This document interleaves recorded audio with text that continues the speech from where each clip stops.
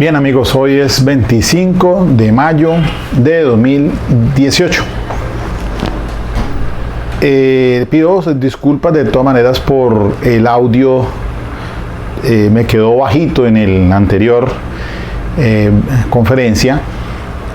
Entonces voy a tratar de otra vez pues abordar el tema con esta sentencia de la Corte Suprema de Justicia muy reciente sobre lo que titulo pues la base de opinión pericial no puede reemplazar la valoración que hace el juez a través de los testimonios con fundamento en el artículo 404. Además de ello, pues voy a tomar en consideración como dogmática un caso que adelanté o hasta el día de ayer, por lo menos, que allí en adolescencia, acá en infancia y adolescencia, hasta el día de ayer, que fue la lectura de la sentencia de la cual interpuse recurso de apelación ante el Tribunal Superior del Distrito Judicial de Cali. Un joven que es llevado a juicio oral por actos sexuales abusivos en menor de 14 años. Como el tema es de un especial interés en el momento, toda vez que les decía el Tribunal de Cali, hay unas magistradas que actualmente están pues consensuándose con algunos de los defensores públicos de ley 906 de aquí de Cali, porque nos preocupa mucho cómo la judicatura entonces viene judicializándose en los casos por estos de conductas de delitos sexuales. ¿Cuál es el manejo realmente que le estamos dando, sobre todo a esto de la prueba pericial? Ya les decía por ahí en otra conferencia que se titula 7 decisiones de la Corte Suprema de Justicia en sede de casación penal con ponencia de la autora Patricia Salazar Cuellar, que ha sido pues muy reiterativa en este tema de los delitos sexuales. Pero del momento entonces extracto lo más importante de esta decisión del 9 de mayo con ponencia del doctor Hernández Barbosa. Entonces, si ustedes pueden apreciar aquí en el tablero, en la parte izquierda, les voy a dar una lectura porque a ver si de pronto alcanzan a ver,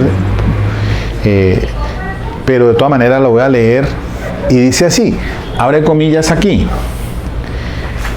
es que dentro de la práctica se ha vuelto común a los supuestos dictámenes de psicólogos y psiquiatras se les ha entregado una suerte de valor predictivo u oráculo indispensable de verdad, al punto de tomarse como absoluto en su criterio, y subrayo allí en rojo, al punto de tomarse como absoluto en su criterio, incluso en los casos en los que el objeto del examen y el consecuente concepto no dicen relación con la verificación de credibilidad de la entrevista rendida por la víctima, cierra comillas. Y acá en la parte central entonces, en este radicado 59-58, dice, comillas, ello por cuanto como se advierte en el asunto examinado, respecto del tema se ha creado una especie de estándar que demanda en todos los casos la intervención de especialistas en psicología y psiquiatría encargados de verificar si el menor dice o no la verdad, cierra comillas. Sigue allí entonces en otro acápite, dice, desde luego, un tal actuar representa una práctica equivocada, no solo porque sobraría anotar la opinión pericial no puede llegar al punto de reemplazar al juez en su particular valoración del testimonio, solo sometido a los requisitos establecidos en el artículo 404 de la Ley 906, sino en atención a que termina desviándose, y coloco en rojo, el objeto de prueba y en particular el concepto de mejor evidencia. Cierro comillas.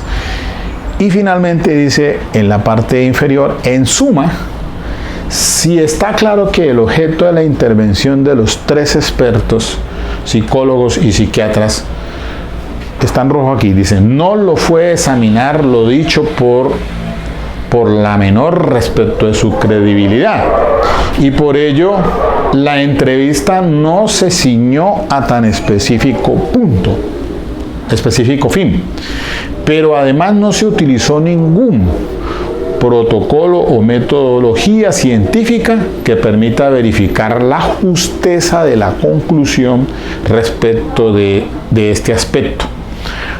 Entonces, dice, subrayo aquí en rojo, apenas cabe concluir que la opinión vertida en el informe y posterior ratificación en el juicio dista mucho de representar una verdadera experticia y apenas se alza como opinión o criterio personal. Entonces, miren ustedes lo importante de esta decisión, que se ha pues querido como darle pues una patente de corso a todo lo que diga entonces el perito. Palabra de Dios. Los jueces muchas veces dicen y le dan credibilidad al testigo, porque entonces con los peritos, el psicólogo forense, el médico legista y el policía judicial que hizo la entrevista de Caibas, llegan a esta conclusión. Y entonces, precisamente el caso del día de ayer, entré en hacer la apelación ante el Tribunal de Cali, porque criticaba la forma en que el juez valoró entonces el psicólogo forense para entonces llegar a buenas conclusiones allí. Y voy a decirles el caso entonces puntualmente para que también lo miremos desde el punto de vista de la dogmática. Miren, aparte del caso Isidoro, que les dije yo que estamos para la lectura de sentencia del 14 de junio, y allí voy a interponer el recurso de apelación ante el Tribunal de Cali también contra esa sentencia condenatoria por actos sexuales abusivos en menor de 14 años. Con el mismo argumento, y esto me está dando a mí, este caso del día de ayer me da a mí las bases para empezar a modular una defensa, y así lo decía en barra a los defensores en infancia y adolescencia particularmente, de que debemos de crear una línea defensorial unificada para que nos vamos entonces ante el cuerpo colegiado local a efectos de que se siente un precedente. Porque es que no sobra, antes de abordar el caso, no sobra señalarles a ustedes o que el radicado que yo he mencionado aquí del Tribunal de Cali, que es el 2012-02604, de fecha 8 de marzo del 2016, con ponencia de la doctora Socorro Mora Isuasti, y que hace sala con Leosmar Benjamín y Roberto Felipe Muñoz. Al condenarse por parte del Juzgado 21 Penal de Circuito a un señor por actos sexuales abusivos, con base en esos peritos y con el testimonio de la madre que no había sido, que es de oídas, y además de eso que no llegó en cámara gesell a juicio oral la menor, después el tribunal revoca, diciendo, y lo había leído, y ayer justamente en la apelación, pues sí se énfasis en este acápite aquí particularmente de esta decisión, porque espero que llegue y ojalá a la misma sala. Y es que no puede olvidarse que es el mismo legislador, abro comillas, y es que no puede olvidarse que es el mismo legislador quien prevé que no es posible edificar un fallo de condena con base en pruebas que no son directas en la modalidad de testimonio de oídas, ya que, como se ha dicho, los profesionales de la medicina que rindieron su testimonio tienen calidad de testigos directos de las experticias realizadas y las conclusiones que efectuaron, pero no les consta en forma directa lo relatado por la menor, al igual que a la madre de la niña, quien tampoco le consta si los hechos sucedieron o no, precisamente por cuanto no los presenció, cerró comillas. Este fue el argumento ayer que hice oralmente en esa apelación acá en Infancia y Adolescencia, haciendo énfasis en esta decisión del Tribunal de Cali. Porque es que el acuo de acá, en la decisión de ayer, cuando yo le digo pues que en el alegato de conclusión de que ese informe de psicólogo forense pues no puede dar per se para que se considere como una prueba directa, en el entendido de que esa entrevista que le rinde el menor, si bien es cierto, es para que se haga la evaluación respecto de lo que se le solicita para que él le responda al fiscal en ese examen de psicológico. Pero como hay problemas, muchas veces hay problemas de episodios sexuales anteriores, como un precedente que viene en la cual con diferentes actores. Entonces, cuando en esta ocasión se les entra en contrainterrogar sobre ese punto, el perito lo único que dice es que yo me ciño única y exclusivamente a este examen porque sobre él fue el que me interrogaron. Entonces, queriendo yo en este caso particular, porque esto sucedió en el caso de Infancia y Adolescencia del día de ayer, pues la menor afectada había tenido un episodio de carácter sexual a los 5 años y la había afectado emocionalmente al punto pues, de que le había producido pues, unos traumas, y ahora surge otra investigación por unos hechos del 2014, en la cual el psicólogo forense entonces viene a hacer la evaluación respecto de este punto, y entonces en los contrainterrogatorios les trataba de indicarle al perito que me explicara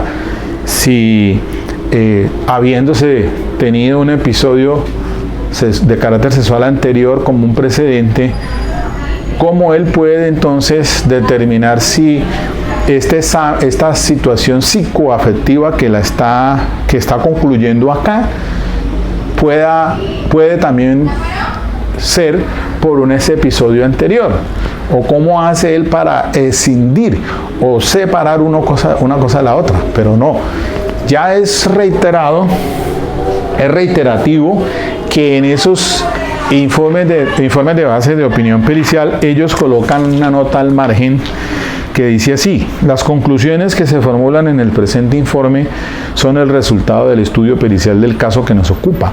Se refiere únicamente a la situación que existía en el momento de practicarse el estudio, y por ello los resultados no pueden extrapolarse a otras circunstancias o condiciones ambientales. Por esta razón, en caso de producirse variación sustancial o modificación de tales circunstancias, convendría una nueva evaluación y efectuar un nuevo análisis situacional. Entonces, cuando interrogaba yo en este punto a la psicóloga forense, decía: yo solamente doy respuesta porque el examen fue de acuerdo a este caso que se investiga, no del otro. Me cierra entonces las puertas. Y cada vez que lo hacía tratando de que respondiera, el fiscal se oponía y el juez dice: efectivamente, la psicóloga forense solamente responde respecto de esto que está siendo objeto de investigación. Entonces, ¿cómo rayos podemos darle un valor suasorio a este informe pericial si el mismo psicólogo forense, conociendo un episodio anterior, solamente da respuesta respecto de este que está en este caso? Entonces es muy difícil Es muy difícil así, toda vez que para la defensa sería importante determinar entonces respecto de ese precedente que viene y que no esté ligado pues a esto que es materia de investigación en este caso de ahora. Entonces, cuando ayer en la apelación pues hacía atacando la decisión o el argumento con el cual el juez tomó la decisión para sancionar, hacía esta observación de que efectivamente, ¿qué pasa en esos casos para darle un valor suasorio a ese peritazgo? Y entonces, antes de irme al caso y explicarlos, voy a terminar la idea, porque resulta de que justamente en esta decisión 5958, en esta decisión de la Corte Suprema de Justicia, que si quiere pídame la que yo se la mando de vuelta de correo, miren lo que dice aquí, cuando se hace el análisis en relación con los psicólogos, o qué fue lo que entró al juicio oral, porque es un caso en la que el menor víctima dijo una cosa al psicólogo de bienestar familiar, otra cosa dijo el psicólogo de Caibas, que es el entrevistador, el policía judicial, y otra cosa dice entonces al psicólogo forense del Instituto de Medicina Legal. Y entonces, miren puntualmente lo que dice aquí, abro comillas, me refiero a esta decisión 5958. El primero, porque se refiere, ya haciendo el estudio de los psicólogos, el primero porque pese a haberlo consignado así en el informe y reiterado al inicio de su declaración, ya después al interrogarle la defensa por la desarmonía que guarda lo sostenido en punto de coherencia externa de la menor, con lo que efectivamente declaró esta en varias ocasiones, desdijo de esas afirmaciones iniciales para ahora señalar que en estricto sentido no tenía él por qué atenderse a las entrevistas anteriores, ya que no comportaban rigor técnico. Este punto aquí es importante porque me pasa en el caso de Isidoro. Cuando entonces vamos a juicio oral y la psicóloga forense llega allá, y la psicóloga forense ya había rendido ese informe en el que la psicóloga hace la observación de que en el caso de Isidoro la menor dice de un tocamiento a la entrevista de la Policía Judicial de Caibas, un solo tocamiento. Al sesólogo que hizo la valoración, en el anamnesis también dice que fue un solo tocamiento. Cuando ya se rinde el informe de base de opinión pericial, la cosa cambia, porque la psicóloga forense indica en su informe que la menor dice que esto le había sucedido, dice, esto fue 2 o 3 veces desde que tenía 9 hasta los 11.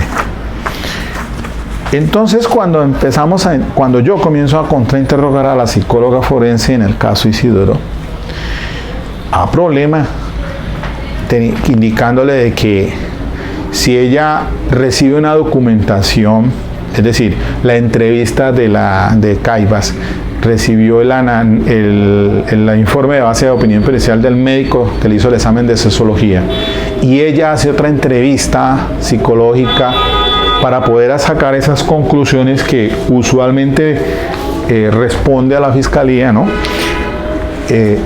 Le digo, bueno, pero ¿qué piensa usted si por allá dijo que un solo tocamiento y ahora dice que 2 o 3 veces? Entonces se van por la tangente y le contestan algo así parecido en el caso 5958. Porque dice que en estricto sentido, dice que le dice el psicólogo, no tenía él por qué atenderse a las entrevistas anteriores, ya que no comportaban rigor técnico. Es decir, para uno decir, bueno, ¿y usted por qué opina o cómo llega a esta conclusión, en este caso de esta entrevista, si la menor ha dicho que habían sido una o varias, una sola anteriormente, y a usted le está diciendo que 2 o 3 veces. Como siempre, la conclusión que hacen en el psicólogo forense, puntualmente hacen siempre lo mismo. Primero, respondiendo, el relato de la examinada, si hubo manipulación o no, dice, no se halla manipulación en la examinada ante los hechos en materia de la investigación. 2. En la valoración psicológica forense realizada a la examinada, le pregunta al fiscal, ¿se encuentra alteración psicoemocional asociada a lo que se investiga? De acuerdo a lo señalado por la adolescente y toda la información recopilada, se hallan síntomas clínicos en la examinada caracterizados por tristeza, rabia, irritabilidad, hostilidad al relacionarse, bajo desempeño escolar y cambio en las interacciones sociales.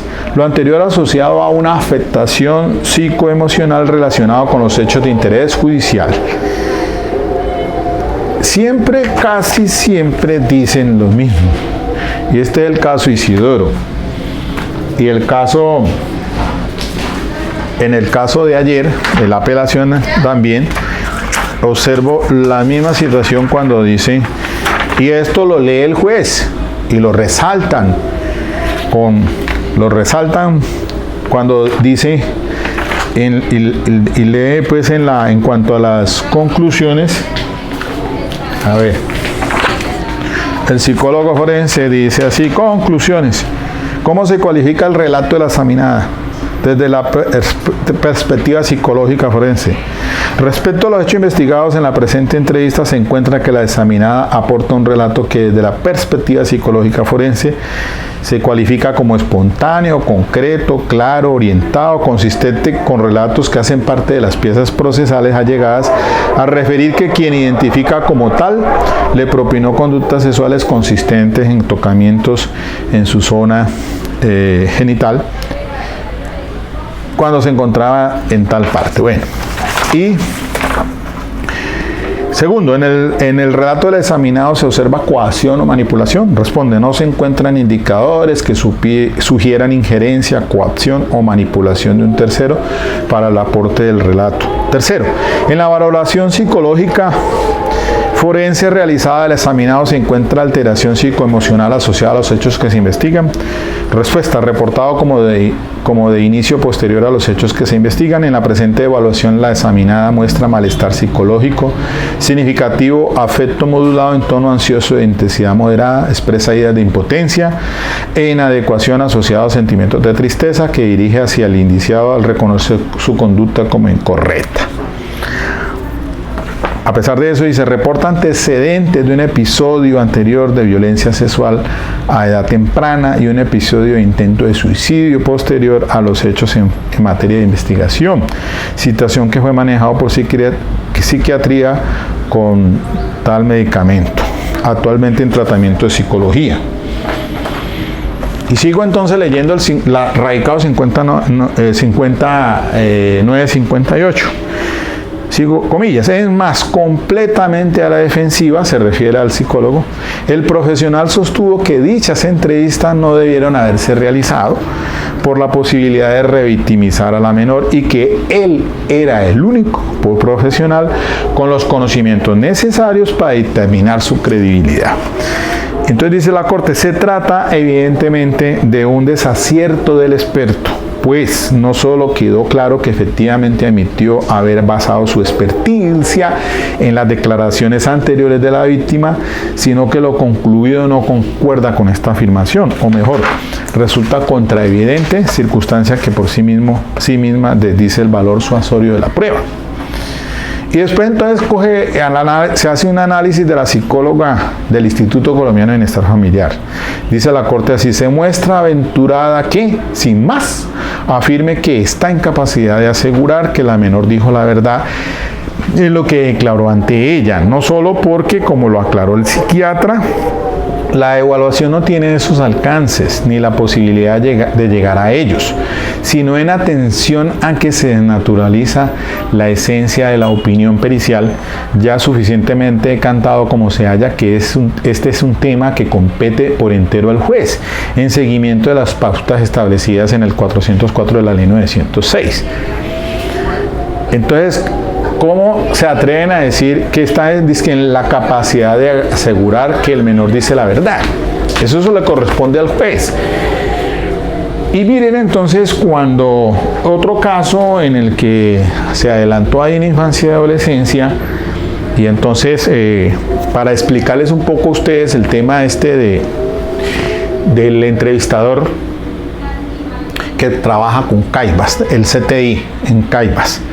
Son de profesión psicólogos, pero ellos rinden un informe de campo, el artículo 109. No es un informe de base de opinión pericial, pero sí se atreven a ir al juicio oral a decir que hicieron unos con el protocolo de SATAC, otros con el de Michigan, y en este caso el de paso a paso, que es el qué, cómo, cuándo y dónde, y que entonces saca unas conclusiones. Y miremos entonces el tipo de respuestas que da este entrevistador, este policía judicial, y cuando lo contrainterrogo, no se le hace ver sino es solamente la prepotencia respecto a lo que él está diciendo allí. Vamos al caso. Entonces, dice el policía judicial, se sienta ya en juicio y entonces da contestación efectivamente diciendo pues que él utilizó este protocolo del paso a paso, que es hacerle preguntas del qué, cómo, cuándo, dónde, y para ello efectivamente dice así: para abordar las circunstancias de tiempo, modo y lugar en que se desarrollaron los hechos y darle respuesta a las preguntas de investigación, qué, quién, cómo, cuándo y dónde, se procedió a hacer al menor las preguntas abiertas. Bueno, y entonces ahí va indicando lo que va diciendo respecto al qué, cómo, cuándo y dónde. Finalmente entonces, después de todo eso, se refiere acerca de los comportamientos observados. Y después el procesamiento mental, estado de conciencia y atención, análisis del testimonio obtenido y una conclusión. Y la conclusión dice: resaltando que la entrevista, y aporta un archivo digital, debe ser escuchada en su totalidad para operacionalizar el informe y utilizar judicialmente el testimonio obtenido, se concluye que en la entrevista realizada al menor se obtuvo su testimonio sobre acciones de carácter sexual realizadas en él, y en la descripción de circunstancias, tiempo, modo y lugar en que se desarrollaron los hechos, señaló y aportó informaciones pertinentes y conducentes. Firma entonces el investigador, técnico de investigación, psicólogo tal, especialista en psicología jurídica y forense, y es llamado entonces y se sienta allá en el juicio oral a decir entonces todo lo relacionado y concerniente cuando el fiscal lo interroga, que qué error también que los mismos fiscales a veces y los jueces que le hacen esa, porque es decir, los fiscales no sientan las bases para hacer los interrogatorios, así sea para refrescar memoria o para impugnar credibilidad. Además de ello, prácticas inusuales de poner la judicatura a que lea todo el informe de base de opinión pericial por parte del perito. ¡Qué error! Y entonces, acá en adolescencia, el juez, en este caso de ayer, con el fiscal, desafortunadamente dando tumbos respecto a ese interrogatorio al perito, se sientan allá y teniendo el informe de opinión pericial para interrogarlo, cometen irregularidades procesales, dándole pues traslado al documento para que lo lean completamente, cuando el interrogatorio del fiscal debe es interrogarlo sobre ese informe de base de opinión pericial, y él empezará a dar datos a esas preguntas abiertas, diga cómo, cuándo y dónde, y empieza a explicar ese informe de opinión pericial, que si se le olvida algo, pues entonces refresque memoria sentando las bases y pasándole el documento para que lo lea mentalmente, pero no permitir como irregularmente a veces hasta la judicatura le hace todo el documento el señor perito. Pues eso no tiene razón de ser. Si al final de cuentas, al final el fiscal dice, bueno, vea, solicito que se tenga como documento o como prueba para que haga parte el informe de base de opinión pericial. Otra cuestión que yo no veo, pues para qué, si lo que importa es la declaración del perito, lo que está rindiendo allí, de lo que él está diciendo. Ya si la contraparte quiere utilizar ese informe para impugnar credibilidad o para contrainterrogar, es otra cosa diferente. Bien, en todo caso, llega y le pregunta al fiscal, en este caso, no el de ayer, sino otro caso, donde fue pues el investigador de Policía Judicial de Caibas, que es el psicólogo, y entonces él le decía que en el contrainterrogatorio, ¿cuántos años de experiencia tienes? Yo 12 años. ¿Cuántos informes usted ha rendido? Como 1300. Entonces, cuando trataba yo de atacarlo respecto de el protocolo, miren lo que dice acá. Si se utilizó un protocolo de metodología científico que permita verificar la justeza de las conclusiones respecto en ese aspecto. Entonces, ¿se ha equivocado alguna vez? Ninguna. Cerrado. Una cuestión pues increíble. La metodología, ¿y dónde entonces sacamos nosotros la conclusión de que eso que usted está diciendo a través de ese protocolo es lo último, si se cumple con todo lo del que establece la prueba Nobel del artículo 422, que era lo que hice referencia en días pasados cuando hablaba de la prueba, la admisibilidad de esa prueba Nobel, ¿no? Entonces, porque allí decía, allí el 422, admisibilidad de publicaciones científicas y prueba Nobel. Y la cuestión del artículo 417 en los puntos 4 y 5. 4 es sobre los principios científicos, técnicos o artísticos en los que se fundamenta sus verificaciones o análisis y grado de aceptación. Los métodos empleados en las investigaciones y análisis relativos al caso. Entonces, si usted está utilizando el protocolo de SATAC, entonces, pero dígame, entonces publicaciones, trabajos en los que, y el grado de aceptación. No, pues que es que internacionalmente eso se acepta. Pero creo que en varios países también hay errores en cuanto a ese tema, porque se hacen preguntas sugestivas. Muchas veces hay que tener cuidado con estos entrevistadores porque van poniendo palabras en boca del entrevistado.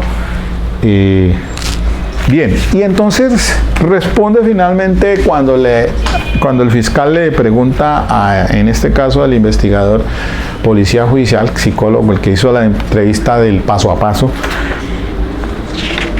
Entonces dice, sí, saco conclusión de que esto es vivido en la realidad, pues por el entrevistado, por la observación más lo que escuché, bajo la mirada, el tono de voz, narraba la agresión total coincidencia verbal y paraverbal.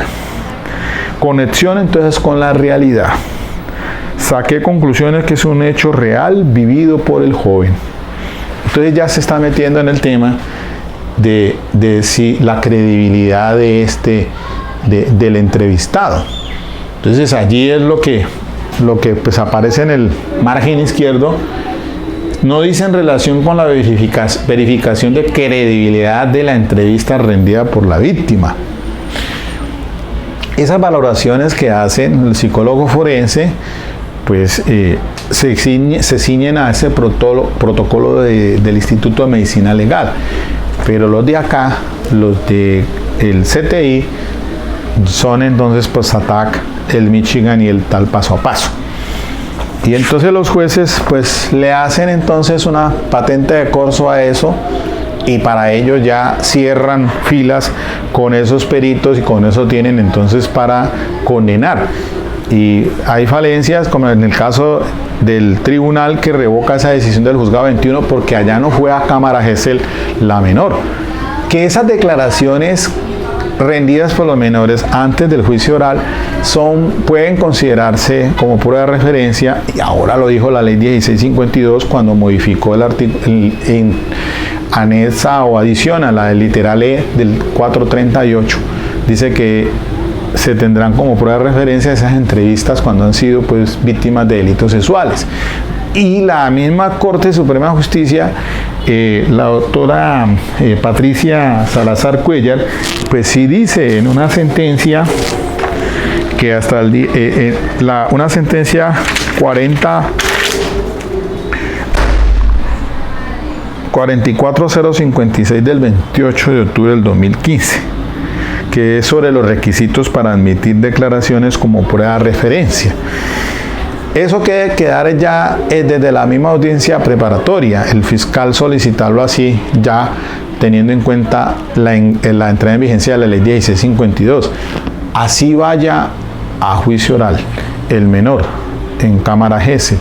Muchas veces pasa que el menor o no responde o entra en shock y lo retiran y no puede realizarse la confrontación o la contradicción por parte de la defensa, como me pasó caso Isidoro. Entonces ahí hay que tener cuidado pues con esas declaraciones rendidas por los menores antes del juicio oral y que se van a introducir o que se tengan como prueba de referencia.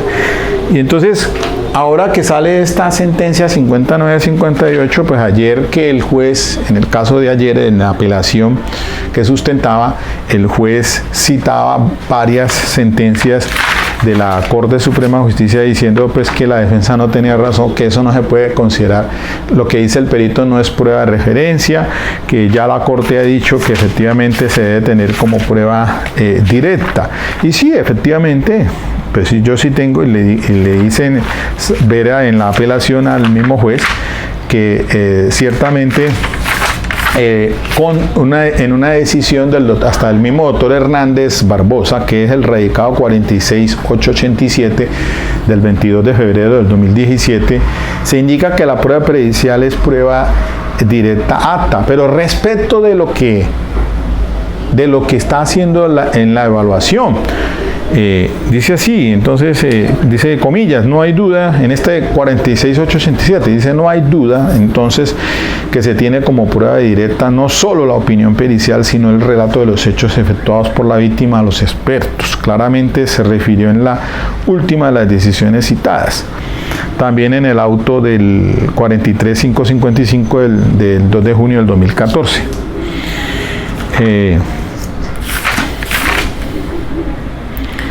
Estas aseveraciones pueden generar algún grado de confusión si se abordan de forma descontextualizada, pues lo que en realidad se ha venido diciendo, eso sí, en forma constante, es que la prueba pericial basada en tales manifestaciones previas al juicio oral de los menores de edad víctimas de delitos sexuales y que constituyen base de su opinión expresada en el juicio oral, no se pueden considerar como prueba de referencia.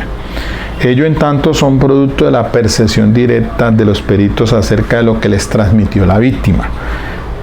Sí, lo que quiere decir no es que no se tome como prueba de referencia lo que está diciendo el perito, pero sí es prueba directa de lo que la evaluación que hizo, que eso es diferente. Entonces, dice en esta radicado que les menciono, 46887, dice que es independientemente de la naturaleza de la prueba pericial frente a tales eventos.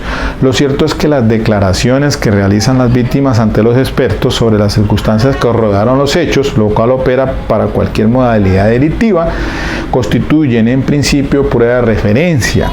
Porque una cosa son esas manifestaciones y otra muy distinta a la prueba que sirvió de vehículo o de medio para su incorporación en el juicio oral. Y aquí también se alude a una sentencia 46153 del 2015 de la autora Patricia. En principio, ¿no? Entonces es que es en principio, Pero bueno, y sigue diciendo, sobre ese particular bastar con reseñar que para la época del debate probatorio en esta actuación ya era claro que en virtud de interés superior del menor, reconocido por la Corte Constitucional, el bloque de constitucionalidad y la jurisprudencia de esta sala, sus declaraciones previas al juicio oral, en especial cuando son víctimas de delitos sexuales, se conciben como prueba de referencia admisible, como así lo plasmó la Corte en la decisión 44056 del 2015. Esa también es de Patricia Salazar, y en el mismo sentido la 43866 del 2016 también de la doctora Patricia Salazar Cuellar. Sin embargo, ahora en esta decisión pues se nota más claramente por parte del magistrado ponente, que es el doctor Hernández Barbosa, esto de que pues no pueden pues encerrar un valor predictivo o oráculo indispensable de verdad. No pueden tomarse como un absoluto en su criterio. Lo que quiere decirse es que esa opinión pericial no puede llegar al punto de reemplazar al juez en su particular valoración del testimonio. Es el juez la judicatura es el que tiene que hacer el análisis conforme al 404 cuando se trata de la prueba testimonial, y del artículo también que se refiere al análisis de la prueba pericial, los elementos que se deben de considerar para tener la crítica, la apreciación de la prueba pericial, que es el 420, ¿no? Entonces, una cosa es el 404 respecto a la apreciación del testimonio. Y ayer efectivamente, pues entonces ya me voy a ubicar en el caso. Ese es lo siguiente. Sucede que a través del Face se conocen unos jóvenes menores de edad, ambos. La menor de 13, el menor de 16. Se citan, o el menor la cita a su casa, el joven, la menor llega, el menor ingresa con ella, están en la sala, de un momento a otro el joven pretende obtener un beso forzadamente, ella pues se resiste a eso, y entonces hay un momento en que hay un tocamiento por parte del menor cuando trata de abrazar a la joven con su miembro viril, le roza los glúteos en 2 oportunidades. Ahí entonces, sin que haya un tocamiento de ninguna naturaleza, ni exhibición del miembro, ni tocamiento a la menor en sus partes íntimas. La menor pues decide entonces, sale de la residencia, se va. Obviamente que allí entonces viene toda la discusión, porque el fiscal llevó este caso por actos sexuales abusivos del artículo 209, en el que se indica la norma, el Código Penal, actos sexuales con menor de 14 años. El que realizare actos sexuales diversos del acceso carnal con persona menor de 14 años o en su presencia, o la induzca a prácticas sexuales, incurre en prisión de 9 a 13 años. Se inicia el juicio oral entonces. Ya la menor entra a declarar, no en cámara Gesell, porque ya recién había cumplido los 18 años. La menor, a raíz de esta situación, este episodio, tiene un intento de suicidio. Se toma algo. Después entonces, como leí ahorita en el informe de la psicóloga forense, pues se entra en un tratamiento psiquiátrico. Pero lo que resulta es que ella venía con un episodio anterior. A los 5 años, otro joven de 7 años intentó o abusó sexualmente. Eso no llegó, pues obviamente, porque el menor, recordemos que en la infancia y adolescencia se judicializan de 14 a 18. Menores de 14, que hay que restablecer sus derechos, pero no más, no se judicializa. Entonces el caso no pasó fue investigado en la jurisdicción de menores, por supuesto, pero a raíz de esa situación le generó un cuadro depresivo con intento de suicidio el episodio anterior. Y ahora entonces sucede esto y se revictimiza, se sucede esto o se siente revictimizado la menor y pasa entonces esa situación allí que obviamente desconocía el menor. Entonces nos vamos a juicio oral, declara la menor, entonces declara el perito, el que le dice el examen de sexología, y la psicóloga forense. Aquí no va entrevistadora de Caibas, no ingresó o no se hizo, sino que fue directamente la psicóloga forense la que hizo la evaluación y la que fue al juicio oral. Declara la mamá y declaran otras personas. Con base en esa situación del juicio oral, entonces el juez anuncia que el sentido de sanción, recordemos que acá en jurisdicción de menores pues es sanción de responsabilidad, pues no es un delito sexual agravado, porque la ley 1098 del 2000, la ley 1098 del 2006, que es el Código de Infancia y Adolescencia, pues para esto el artículo 187 señala que para esta clase de delitos de carácter sexual agravados es que da lugar a la privación de la libertad. En estos momentos el joven no está privado de la libertad porque no da lugar a privarlo de la libertad. Pero la sanción que se impone y que anunció ayer en la decisión del juez es la de un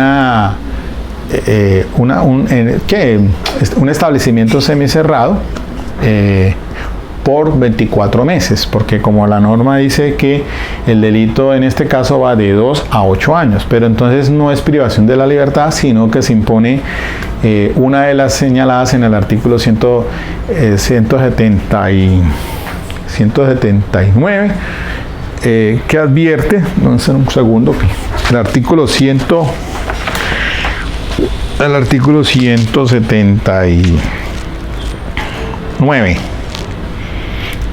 Pues son los criterios para definir las sanciones. Y las finalidades son las de las sanciones, pues son el artículo 178, que son de carácter protectora, educativa, restaurativa. Pero las sanciones que están señaladas pues allí en la norma, pues son las que indica los artículos como la amonestación, las reglas de conducta, la prestación de servicio a la comunidad, la libertad vigilada y la de en un medio semicerrado. En este caso se impone la del artículo 186, que es la vinculación del adolescente a un programa de atención especializado al cual deberá asistir obligatoriamente durante horario no escolar o en los fines de semana. Y esta sanción no podrá ser superior a 3 años. En este caso se le impone entonces no la libertad vigilada, que es diferente que la del 185. En algunos casos se puede imponer libertad vigilada. La vigilada es la concesión de la libertad que da la autoridad judicial al adolescente con la condición obligatoria de someterse a la supervisión, la asistencia y la orientación de un programa de atención especializada. Esta no podrá durar más de 2 años. Pero en este caso la del 186, que es en medio semicerrado. Entonces, pero el fiscal pide 3 años, el juez decide imponer solamente 24 meses. Yo pues digo, porque le dan además de rendir el informe de Defensoría de Familia, la Defensora de Familia hace una evaluación, un informe psicotécnico del menor para poder sancionar el juez. Entonces, con base en eso le han trasladado a uno, pero yo solicito entonces que como el juez lo encuentra responsable, entonces atendiendo a estos parámetros, pues se imponga la libertad vigilada por espacio mínimo de 24 meses, pero el juez concluye semicerrado. Y le digo pues que obviamente yo no estoy de acuerdo con la sanción, sino que para mí en este caso debió haberse manejado por un delito de injuria, y que en tal caso La apelación va dirigida es para que el tribunal, si bien es cierto, no, en caso tal de que no revoque la sanción o la condena, pues, por lo menos entonces degrade la conducta a una injuria por vía de hecho. Miren que el asunto es muy importante porque en nomática penal, y entonces me encuentro con la siguiente situación. El artículo que se le imputa es el 209, ¿no? Y cuando ya reviso entonces el artículo 200 de la injuria por vía de hecho, tenemos lo siguiente: 220,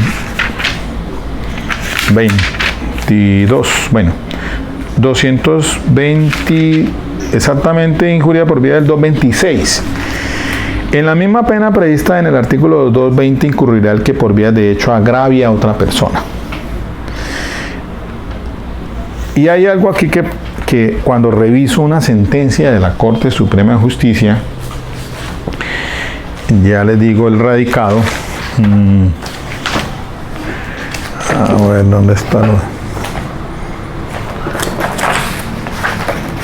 Cuando reviso una sentencia del doctor Álvaro Orlando Pérez Pinzón, que es la que cito el día de ayer en mi apelación ante el tribunal, ese es el radicado.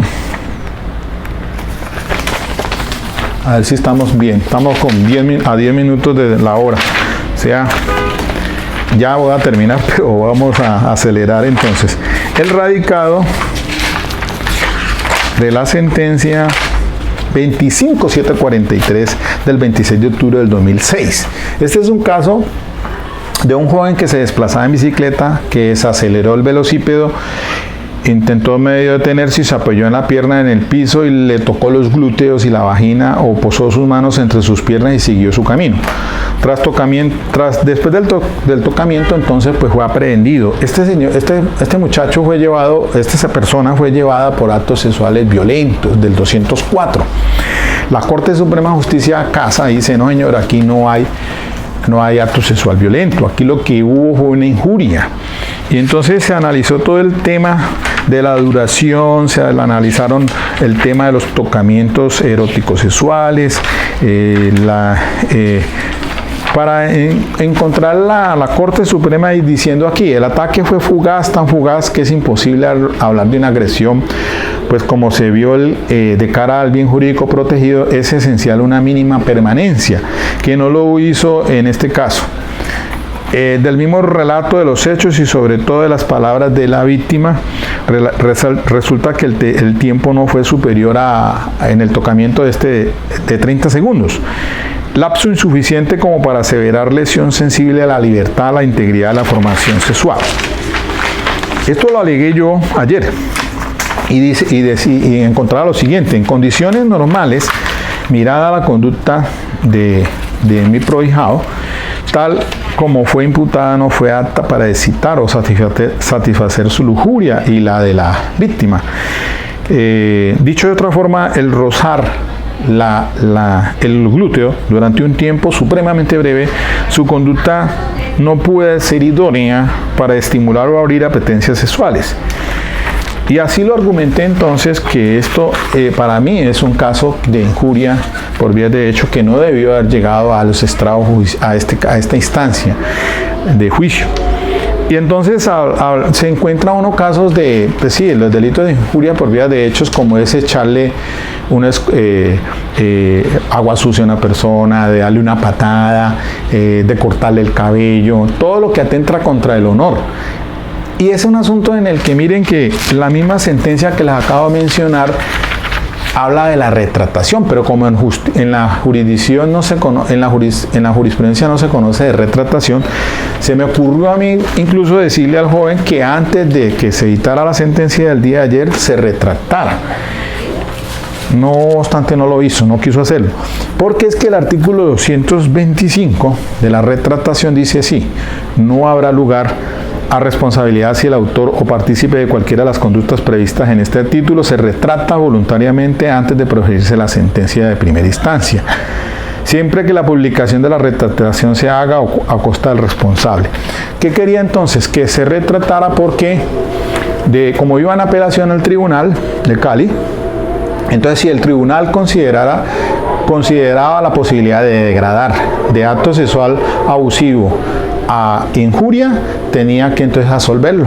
Y así se lo hice ver al juez ayer, antes de que tomara la decisión, que tenía planificado que llegado el momento como tal, el joven le había pasado un texto para que lo leyera, retratándose en cierta forma, pidiendo disculpas del agravio que había cometido, porque es que para mí no alcanzaba a constituir esto acto sexual abusivo.